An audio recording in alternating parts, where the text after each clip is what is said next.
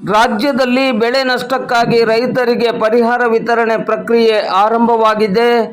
ಹಳಿಯಾಳ ಪಟ್ಟಣದಲ್ಲಿ ಆರ್.ವಿ. ದೇಶಪಾಂಡೆ ಪ್ರಕಟಣೆ. ಹವಾಮಾನ ವೈಪರೀತ್ಯದಿಂದ ನಾಡಿನಲ್ಲಿ ಬರಗಾಲ ಪರಿಸ್ಥಿತಿ ನಿರ್ಮಾಣವಾಗಿದ್ದು, ಕೃಷಿ ಉತ್ಪಾದಕತೆಯಲ್ಲಿ ನೇರ ಪರಿಣಾಮ ಬೀರಿದೆ.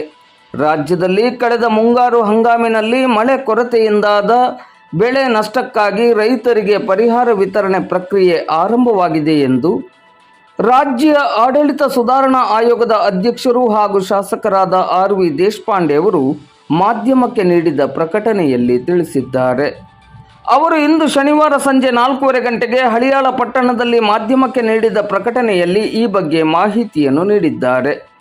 ರಾಜ್ಯ ವಿಪತ್ತು ನಿರ್ವಹಣಾ ನಿಧಿ ಮಾರ್ಗಸೂಚಿ ಅನ್ವಯ ರಾಜ್ಯ ಸರ್ಕಾರವು ಸಣ್ಣ ಮತ್ತು ಅತಿ ಸಣ್ಣ ಬೇಸಾಯ ಮಾಡುವ ಕುಟುಂಬಗಳಿಗೆ ಆಗಿರುವ ಜೀವನೋಪಾಯದ ನಷ್ಟಗಳಿಗೆ ತಾತ್ಕಾಲಿಕವಾಗಿ ಬರ ಪರಿಹಾರ ಹಣವನ್ನು ಅವರ ಖಾತೆಗಳಿಗೆ ನೇರವಾಗಿ ವರ್ಗಾಯಿಸಿದೆ.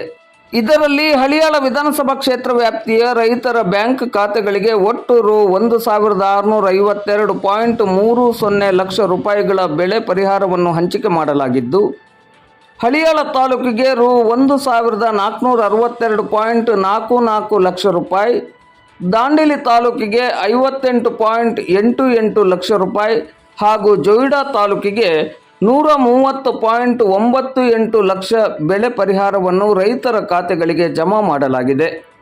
ಪ್ರಾಕೃತಿಕ ಅಸಮತೋಲನದಿಂದ ಸಂಕಷ್ಟಕ್ಕೊಳಗಾದ ರೈತರಿಗೆ ಪರಿಹಾರ ಧನವು ಅನುಕೂಲವಾಗಲಿದೆ ಎಂದು ಆರ್.ವಿ. ದೇಶಪಾಂಡೆ ಅವರು ಪ್ರಕಟಣೆಯಲ್ಲಿ ತಿಳಿಸಿದ್ದಾರೆ.